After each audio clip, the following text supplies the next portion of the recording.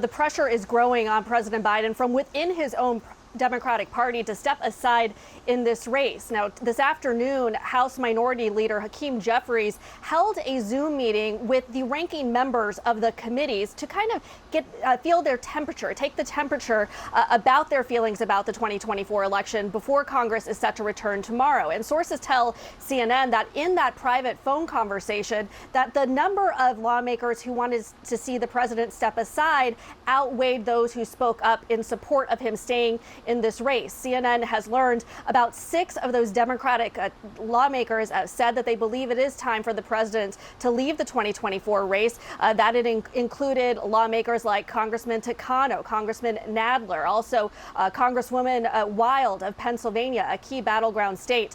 Sources have also told CNN that lawmakers like Congresswoman Maxine Waters, as well as Congressman Bobby Scott, spoke up in support of the president staying in this race. Now, one of the concerns that was expressed in this phone call is the potential that keeping Biden at the top of the Democratic ticket could weigh down other Democrats running in competitive races in the House and Senate. There is a concern about Democrats being unable to win back the House majority if Biden remains at the top of the Democratic ticket. Now, these private calls from these lawmakers join the already other 5 Democratic lawmakers who, since the debate, have called for President Biden to step aside publicly. Now, President Biden himself believes that the Democratic Party is still behind him. That is something that he's told reporters today as he was traveling in Pennsylvania trying to make his case directly to voters. The president spent some time visiting a black church and then also speaking at a campaign headquarters where he showed no signs of backing down from this race. Take a listen to what he told supporters there.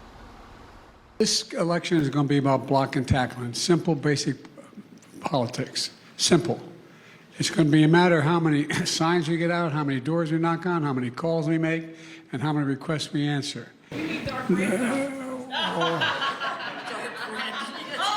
I got my glasses in. Well, I tell you what, Dark Brandon's coming back. He's here.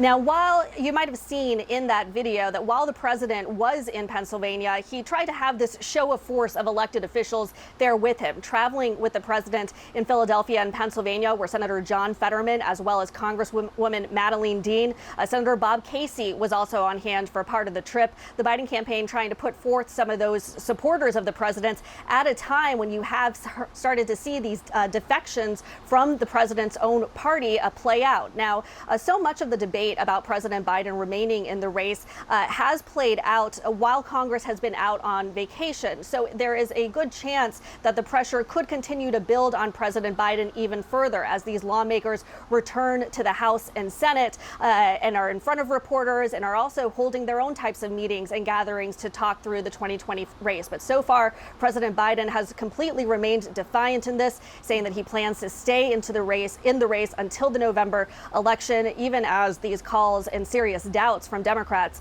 continue to grow and are being expressed both privately and publicly. And, you know, of course, the president is around friendly crowds right now who are his fervent supporters. But how are voters reacting to President Biden on the campaign trail? What are they saying about the debate and whether it's still weighing on them now? Well, I've been traveling with the president over the past few days, both in Wisconsin and in Pennsylvania. I was outside of that church service where the president spoke this morning, and I spoke to a handful of the parishioners who were in attendance for the church service, and they all told me that they still wanted to see President Biden move forward in this race. One of those voters told me that they believed it was too late for the president to drop out at this point. Others saying that they believe that he is allowed to have a bad night and that they wanted to see him continue forward. When I was in Wisconsin, I heard really a mixed reaction from voters. Some people, fervent supporters who wanted to have him stay in the race. Others who did have some concern after the debate and what it would mean for voters and how that would sit with them heading into November's election. So President Biden is hoping that he can try to convert some of those skeptical voters as he's hitting the campaign trail. He will be in Michigan on Friday. That'll be the next battleground state that he will be visiting, I'm told. But of course, he is also facing those very loud calls from within his own party, from Democratic officials, from donors who are very concerned about what this race will look like if Biden stays at the top of the ticket. All right, Arlette Saenz, thank you so much. Joining us now, CNN senior political commentator and former special assistant to President George W. Bush, Scott Jennings, and Democratic strategist and co-founder of Lift Our Voices, Julie Roginski. I guess the first question to you, Julie, is help us make sense of this, right? We are now at this stage where you have a president who is digging in his heels, saying, I'm not going anywhere, I am staying atop the ticket, and then you have more and more defections in his party. Now the latest count is 11 House Democrats saying he should step aside. And what I'm told from sources is actually there will be more coming out this week as members of Congress come to the Hill. What weight does this carry if these are House members calling him to step aside, but not necessarily, some of them are ranking members, but not necessarily leadership like Hakeem Jeffries or Nancy Pelosi? Well, Hakeem Jeffries is a very shrewd politician, and he convened this call knowing that the leaks were going to emanate. He certainly knew that you couldn't have as many as however many he had on the call today without this getting out immediately. It's also not a coincidence, I think, that a lot of these ranking members spoke up to effectively, I think, give Hakeem Jeffries the leeway to maybe go with Chuck Schumer to the president and say, look, we've heard now from ranking members like Jerry Nadler, who are certainly in no danger of losing their seat this November, but also from frontline members like Susan Wild in Northampton County, Pennsylvania, which is the swingiest county and the swingiest state in the nation, who are worried about you and worried about the down ballot effect this may have. And that's before we get back from July 4th recess and Congress reconvenes, where, as Scott well knows, these guys kind of feed off of each other, and they're not all necessarily profiles in courage, but they all do speak to each other, and they may all team up together to deliver that message to leadership and have leadership to send that message to the White House. And so this is not trending in a good direction for the president. I'll also say that every day that goes by where we're talking about this and we're not talking about Donald Trump and the threat he poses to the nation, both with his personal record of 34 felonies and with his plans for a second term where he promised to effectively be the vengeance for all of his MAGA offended party, is not a good day for Democrats. And so with every day that goes by and we're focusing on this and not focusing on the former president, is not a good day for us. And so I strongly think that it's time for President Biden to take a look at what this may look like. If this continues on into next week and the next month, we don't have time. We need to refocus this campaign on Donald Trump and the threat he poses to our democracy and to our nation.